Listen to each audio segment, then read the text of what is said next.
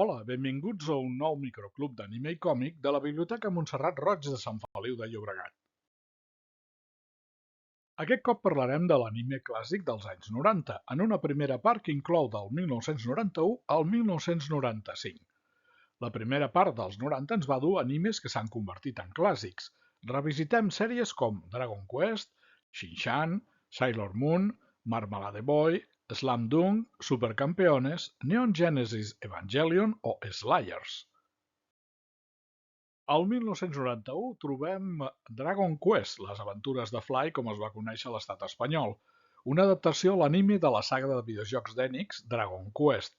El títol original era Dragon Quesuto Dai no Daibokuken i va incloure 46 episodis emesos des del 1991 fins al 1992. Vivíem les aventures d'en Fly, un nen que volia ser com els valents que havien derrotat el rei del mal tornant la pau a la illa d'Ermilin i que intentava dominar la màgia per poder defensar la seva gent. El 1992 coneixíem la Sailor Moon. Un grup d'estudiants d'institut descobreixen que són les encarnacions de poderoses princeses alienígenes i fan servir els seus superpoders per protegir la Terra. Una sèrie que es va dur a terme del 92 al 97 amb 200 episodis i que s'ha convertit en un dels clàssics del món de l'anime. També del 1992 ens arriba un vell conegut, Shin-Chan, un nen de 5 anys que és el més entremaliat que existeix i que desconcerta constantment els adults amb les seves ocurrències i els seus comportaments desvergonyits, poc propis de la seva edat. Una sèrie que ha arribat a tenir 307 episodis. Dels esports també va estar present a l'anime dels anys 90. Al 93 teníem Slam Dunk, les aventures de Sakuragi Hanamichi, un estudiant que s'uneix a l'equip de bàsquet per la noia de qui està enamorat, Haruko.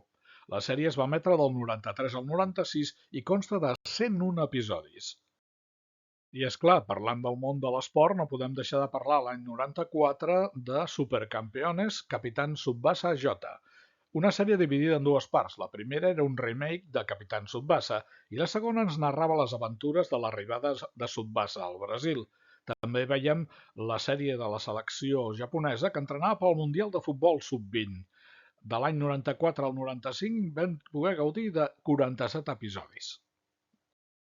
Un altre anime que va ser important als 90 va ser Marmalade Boy, la família Crece, de l'any 1994. Dos grups de pares es divorcien i es casen.